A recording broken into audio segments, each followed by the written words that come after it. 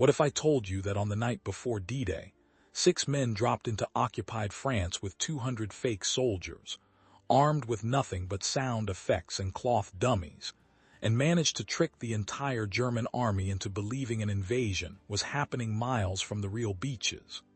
What if I told you these men stayed behind enemy lines for weeks, completely alone, watching their deception unravel while thousands of enemy troops hunted them in the darkness? This is not fiction. This happened. If you want to hear one of the most unbelievable true stories of World War II, hit that subscribe button right now. Write in the comments which city or country you are watching from, and whatever you do, do not stop watching until the very end. Because what happened to Lieutenant Frederick Fowls and his team will change how you think about D-Day forever. The night of June 5, 1944, was moonless and cold over the English Channel. Inside the belly of a Royal Air Force Armstrong Whitworth Albemarle bomber, Lieutenant Frederick Fowls sat pressed against 5 other men, each one a volunteer from the 2nd Special Air Service Regiment, each one aware that the mission briefing they had received 6 hours earlier made no logical sense whatsoever. They were not being sent to destroy a bridge. They were not being sent to capture an officer or secure a road junction. They were being sent to lie, to deceive, to become ghosts in the Norman countryside and convince the German Wehrmacht that an entire airborne division was landing in a place where no invasion would ever come. Fowls was 23 years old. He had a narrow face, dark eyes that absorbed more than they revealed, and the kind of stillness that came from having already survived 2 drops into occupied Europe. The men around him were cut from similar cloth. Sergeant Harold Carpenter, stocky and methodical, who could strip a Sten gun blindfolded. Corporal Robert Dawes, thin as wire, a former poacher who moved through forests like smoke. Private James Lennox, barely 20, red-haired and too eager, the kind of soldier who had not yet learned that survival often meant doing nothing at all. Private Peter Quinn, silent and Catholic, who prayed before every mission and never spoke of what he prayed for. And Corporal Dennis Rourke, older than the rest, 31, a veteran of North Africa who had seen what happened when plans collapsed, and men were left to improvise their way back to friendly lines or die trying. The aircraft shuddered as it dropped altitude. Fowls glanced at his watch. 2300 hours. Somewhere far below, in the blackness of the Norman hedgerows and stone farmhouses and narrow roads that had not changed in centuries, German soldiers were drinking ersatz coffee, writing letters home, complaining about the rain, unaware that in less than 6 hours the largest amphibious invasion in human history would begin. But those soldiers would not be on the beaches. If this mission succeeded, they would be here, miles inland, chasing shadows. The dispatcher, a flight sergeant with oil stains on his gloves, shouted over the engine noise. 5 minutes. Fowls felt the familiar tightening in his chest, the cold clarity that came before a jump. He checked his equipment one final time. Sten gun, spare magazines, grenades, map case, torch, knife, compass, morphine, emergency rations, a silk escape map sewn into the lining of his jacket, and strapped to his leg a very pistol loaded with signal flares, because this mission was not about killing. It was about being seen, about being heard, about making the enemy believe something that was not true. Behind the 6 men in the cargo section of the aircraft were 12 metal containers. Each container held packages wrapped in burlap and canvas, approximately 3 feet tall, with a crude painted face and a parachute harness. They were called Ruperts by the British, Paragons by the Americans. The official designation was device, camouflage, dummy paratrooper, but the men who used them simply called them Roberts. 200 of them would be dropped tonight across 4 separate zones in Normandy, far from the actual landing sites at Utah, Omaha, Gold, Juno, and Sword. The goal was simple and insane: convinced the Germans that the invasion was happening here, in the interior, and forced them to hold their reserves away from the coast until it was too late. But the Roberts alone would not be enough. Cloth and paint do not scream when they hit the ground. They do not fire weapons. They do not speak German or run through the dark or create the chaos of real soldiers. That was why Fowls and his team were here. They carried gramophones, battle recordings, shell fire, voices shouting orders, gunfire, carefully recorded and pressed onto fragile discs that would play on spring-wound machines for exactly 20 minutes before falling silent.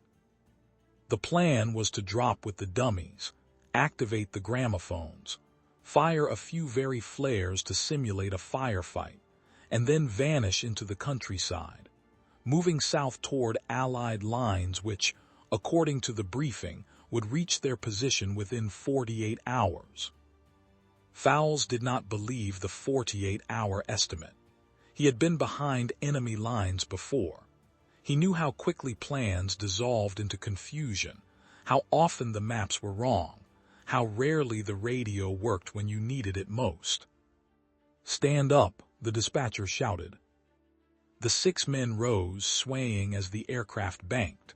The cargo door was already open, a black rectangle of wind and noise. Fowls could see nothing below. No lights, no fires, just the void. "Hook up." They clipped their static lines to the overhead cable. Fowls checked the man in front of him, felt hands checking his own parachute. The containers would go first, tumbling out into the darkness, scattering across the drop zone with their payload of 200 lifeless soldiers. Then the real men would follow. Read on. The light above the door turned crimson. Fowls breathed slowly, in through the nose, out through the mouth, the technique they taught in training to keep your heart from hammering itself apart. Green on, go. The first container disappeared through the door, then the second, then the third. They went fast, one after another, pushed by crewmen who did not look at what they were shoving into the night. Fowls counted them, 12 containers, gone. Go, go, go. Carpenter went first, vanishing without a sound. Dawes followed, then Lennox, then Quinn, then Rourke. Then Fowls stepped into the wind and the roar and the nothing, and the slipstream took him, spinning him sideways for one terrible second before the static line pulled taut and the parachute cracked open above him and the world became silent and slow. He was falling through absolute darkness. No moon, no stars, just the sense of the ground rising to meet him, invisible and fast. He pulled on the risers, trying to steer, but there was no reference point, no horizon, nothing to judge by. The air smelled of wet earth and manure and something metallic like iron or blood, though that might have been his imagination. He heard the sound of the aircraft fading, already kilometers away, already forgetting him. Then he heard something else. A faint pop, pop, pop in the distance, flares rising. Someone had seen the drop. The ground came faster than expected. Fowls bent his knees, but the impact was hard, driving the breath from his lungs. He rolled, tangled in the parachute lines, clawing at the harness release. His hands were shaking. He forced them to be still.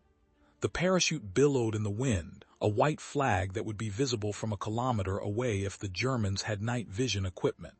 He collapsed the canopy, bundled it, shoved it under a hedgerow, and crouched in the darkness, listening. Silence.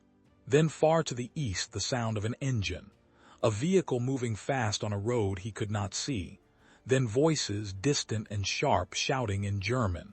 Orders, questions, the sound of boots on gravel. Fowls lay flat in the wet grass and did not move. His Sten gun was cold against his chest. He counted his heartbeats, waiting for the voices to pass. They did not pass. They grew closer. He heard a dog barking. He heard a man laughing, nervous and high-pitched. He heard the metallic click of a rifle bolt being drawn back. Then from somewhere to the south, a sound that made his blood freeze. Gunfire. Not real gunfire, the recorded kind, thin and tinny, crackling from one of the gramophones. Someone had found a container and activated the playback. It sounded nothing like a real firefight. It sounded exactly like what it was, a recording played through a cheap speaker in the middle of a field. Fowls closed his eyes and cursed silently. The Germans were not idiots, they would know. But then he heard something else. Shouting, running, the dog stopped barking. The voices grew fainter, moving away, moving toward the sound of the recording. They were reacting, they were being drawn in. Fowls waited 5 more minutes, then keyed his radio. 3 clicks. The signal for Rally Point Alpha. Nothing came back. He tried again, still nothing. The radios were short-range, line of sight, prone to failure. He would have to find the others on foot. He moved slowly, staying low, following the hedgerow south. The Norman Bocage was a nightmare for navigation. Every field was surrounded by earth banks topped with thick hedges, some of them 3 meters tall, creating a maze of narrow lanes and blind corners. You could walk within 10 meters of another man and never see him. You could walk within 10 meters of an entire German platoon and never see them. After 20 minutes he found Rourke, crouched beside a stone wall, his face streaked with mud. Rourke raised a hand. Fowls moved closer. "Where are the others?" Fowls whispered. "Dawes is north, saw his chute. Quinn and Carpenter are together southeast. Lennox I have not seen." "The gramophones. At least 2 are playing. Germans are going mad. Flares everywhere. Heard trucks moving on the main road." "They will figure it out." "Maybe, maybe not. Fear makes men stupid." They found Dawes 30 minutes later sitting under a tree with his ankle swollen to twice its normal size. He had landed wrong, twisted it, could barely walk. Fowls looked at him, then at Rourke. In a different kind of mission they would leave him, hide him in a barn, give him morphine, promise to come back and never return. But this mission required all 6 men. They needed bodies. They needed noise. They needed the illusion of numbers. "Can you shoot?" Fowls asked. "Yes." "Then you are coming." They found Quinn and Carpenter near a burned-out farmhouse, crouched beside one of the containers. The container had split open on impact, scattering Roberts across the field like corpses. In the darkness, they looked disturbingly real. Pale faces, limp limbs. Carpenter was holding one of the gramophones, winding the spring mechanism. "Do not play it here," Fowls said. "We need to spread them out, make them think there are hundreds of us." They worked quickly, moving through the night, placing gramophones in ditches, behind walls, in the corners of fields. Each one would play for 20 minutes, then fall silent. The recordings were crude, rifle shots, explosions, men shouting in English. But in the darkness, in the confusion, they might be enough. Fowls fired a very flare into the sky, a green starburst that hung in the air for 10 seconds before fading. Then another, red this time, then white. Signal flares that meant nothing, coordinating an attack that did not exist. By 0300 hours, the entire area was alive with movement. German patrols were everywhere, crashing through hedgerows, firing at shadows, calling for reinforcements. Fowls watched from a drainage ditch as a squad of Wehrmacht soldiers ran past, their helmets bobbing in the darkness, their voices tight with fear. They were young, 18, maybe 19. Farm boys from Bavaria or the Rhineland, far from home, terrified of the dark and the unknown enemy that had fallen from the sky. Somewhere to the west, the gramophones were still playing, overlapping now, creating a wall of sound that echoed across the fields.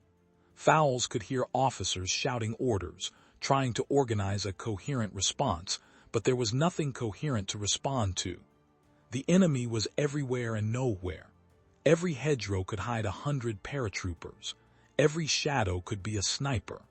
The Germans were paralyzed by their own imagination. By dawn, the gramophones had fallen silent, their springs unwound, their purpose served. Fowls and his team regrouped in a wooded copse 2 kilometers from the drop zone. They were exhausted, soaked with dew, shaking from adrenaline. Lennox was still missing. Fowls tried the radio again. Nothing. They would have to assume he was dead or captured. "What now?" Carpenter asked. Fowls pulled out his map. The plan had been simple: cause chaos for a few hours, then move south toward the coast, link up with Allied forces advancing from the beaches. But the beaches were 30 kilometers away. 30 kilometers of enemy-occupied territory, crawling with troops who were now on high alert, hunting for the paratroopers they believed had landed in the night. "We wait," Fowles said. "Stay hidden. Move only at night. The invasion will reach us in 2 days." But 2 days came and went, and the invasion did not reach them. They could hear it, distant and constant, a low rumble like thunder that never stopped. Artillery. Bombs. The sound of the world tearing itself apart. But it was not getting closer. It was static, stuck somewhere on the coast, grinding against German defenses that had not collapsed as quickly as the planners had hoped. Fowles and his team moved through the countryside like ghosts, staying off the roads, avoiding villages, sleeping in ditches and barns and under hedgerows. They had rations for 3 days. After that, they ate what they could find: raw potatoes stolen from fields, eggs taken from chicken coops, water from streams that tasted of mud and chemicals. Dawes' ankle was infected. Quinn developed dysentery. Carpenter cut his hand on barbed wire, and the wound turned septic, weeping yellow pus that smelled like rotting meat. They kept moving south, but the Germans were everywhere. Convoys on the roads, patrols in the fields, machine gun nests at crossroads.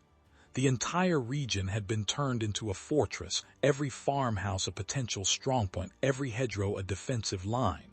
Fowles realized slowly and with growing dread that they were not going to reach Allied lines. Not in 2 days, not in a week, maybe not at all. On the 8th day, they made a decision. Instead of running, they would fight. Not in open battle, but through sabotage. They had explosives. They had knowledge. They had nothing to lose.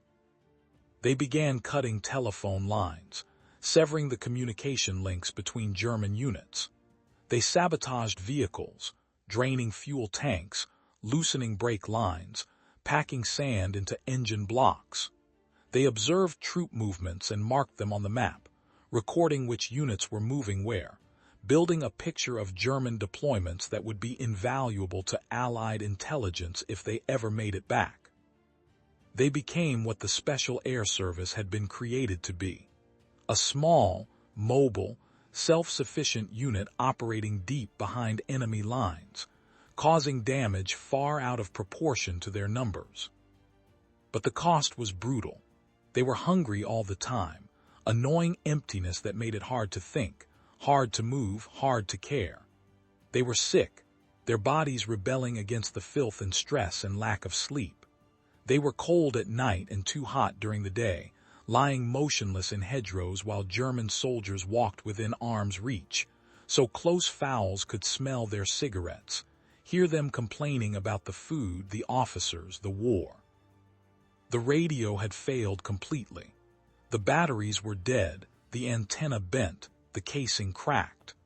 They had no way to communicate with friendly forces, no way to call for extraction, no way to let anyone know they were still alive. For all the world knew, they had died on the drop, another footnote in the casualty lists of D-Day.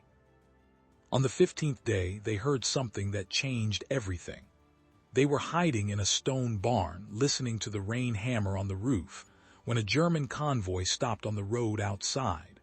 Fowles peered through a crack in the wall and watched as a dozen trucks pulled up, engines idling, soldiers climbing out to stretch and smoke.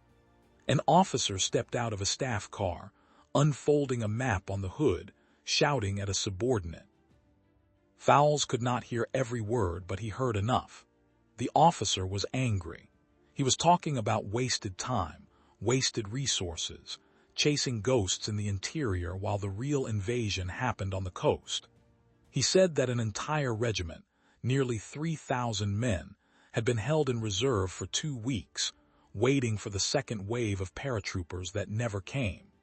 He said that by the time they were finally released to move to the front, the Americans had already broken through at St. Lo.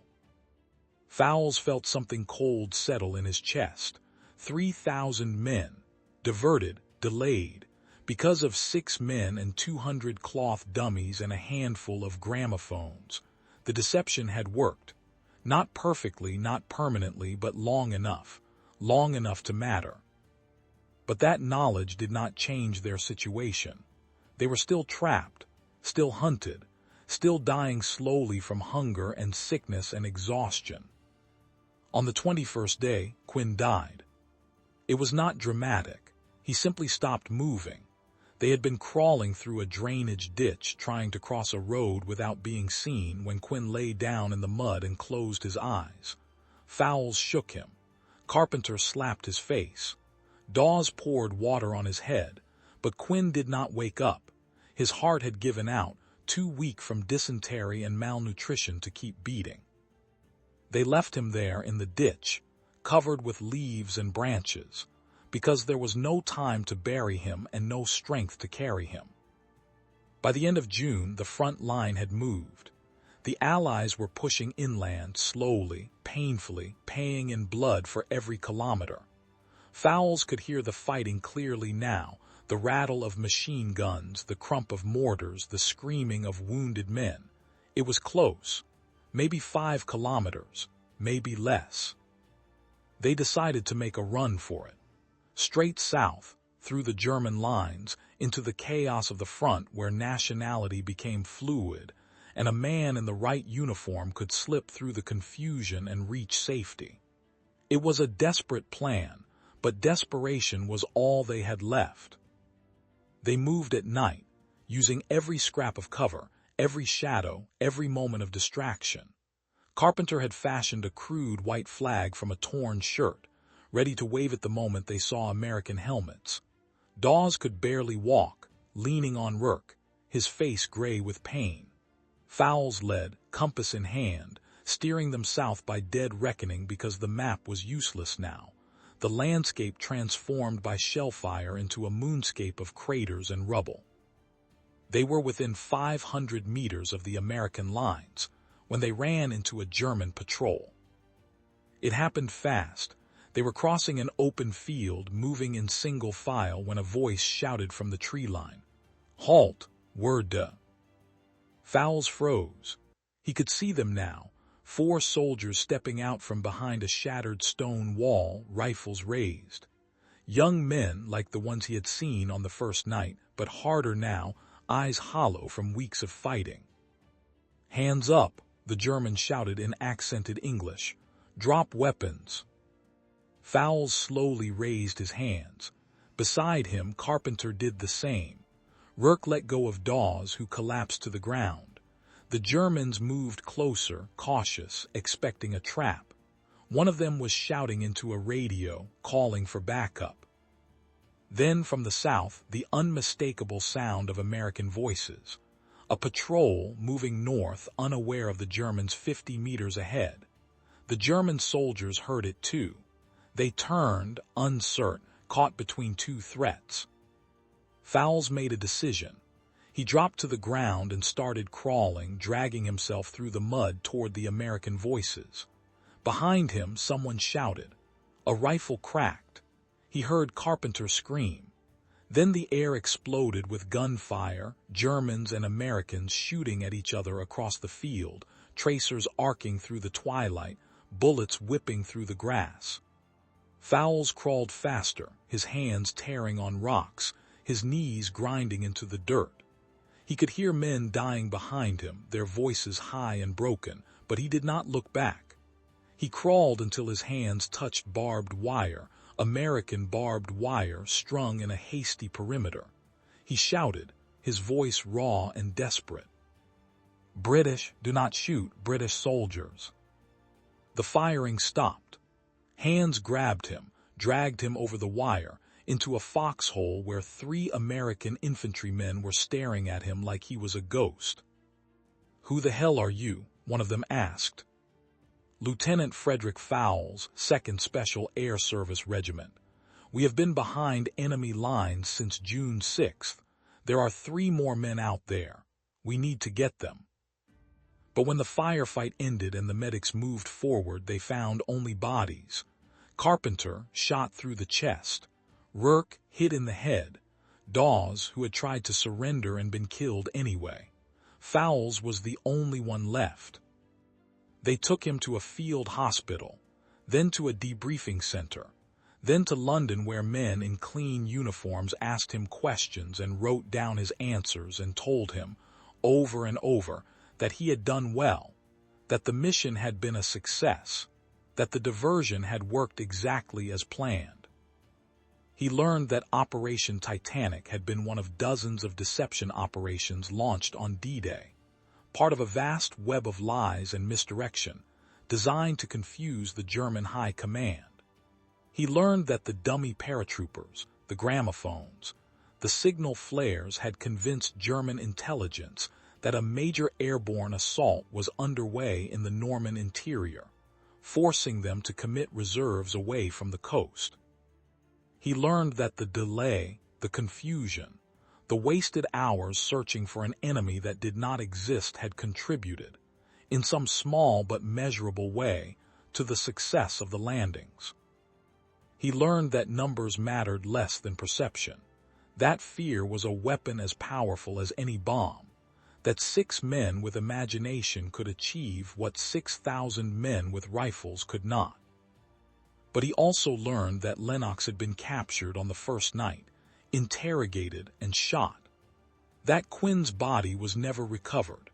That Carpenter, Rourke, and Dawes were buried in a military cemetery in Normandy with headstones that said nothing about what they had done or why they had died. That the official records listed them as killed in action during routine operations, because Operation Titanic was classified and would remain classified for decades, and the men who fought it would die as footnotes, their names unknown, their sacrifice unrecognized. Fowls received a commendation, a piece of paper signed by someone important. He was offered a promotion, a new assignment, a chance to return to the war. He declined. He went home to England, to a village in Kent where nothing had changed and everything had changed, and he never spoke about what happened in Normandy. Not to his wife, not to his children, not to anyone. He died in 1978, aged 57, of lung cancer. His obituary did not mention the war. It said he had been a postal worker, a quiet man, a good father. It said nothing about the night he jumped into occupied France with 5 other men and 200 cloth dummies, and convinced the German army that an invasion was happening in a place where no soldiers would ever land. This is the forgotten arithmetic of war, not the grand battles or the famous speeches or the turning points that everyone remembers, but the small, invisible victories won by men whose names are lost to history. The men who lied with such conviction that the enemy believed them. The men who stayed behind when they could have run. The men who died in muddy fields, meters from safety, so that others might live. Operation Titanic diverted thousands of German troops during the most critical hours of D-Day. It delayed reinforcements. It sowed confusion. It created a phantom threat that felt real enough to change the course of history. And it cost the lives of 5 men whose families never learned the truth. There is a mathematics to deception, a cold calculus that weighs lives against strategic advantage, truth against perception, sacrifice against success. Frederick Fowls and his team understood this calculus. They volunteered for it. They lived it. And in the end, they proved that sometimes the greatest weapon is not the one that kills, but the one that deceives. If this story moved you, if it made you think about the hidden costs of victory and the men who paid them, then do me a favor. Hit that subscribe button. Leave a like on this video. Write in the comments which city, state, or country you are watching from and tell me this. Do you think deception operations like this were justified, or did they cross a line? What would you have done in Fowls' position? Would you have stayed, or would you have run? These are not easy questions, and I want to hear your thoughts. Share this video with someone who loves history. And remember, the next time you hear about D-Day, that there were men in the shadows, behind enemy lines, fighting a war of lies and illusion, and they were just as brave as anyone who stormed the beaches. Thank you for watching, and never forget the ones who were forgotten.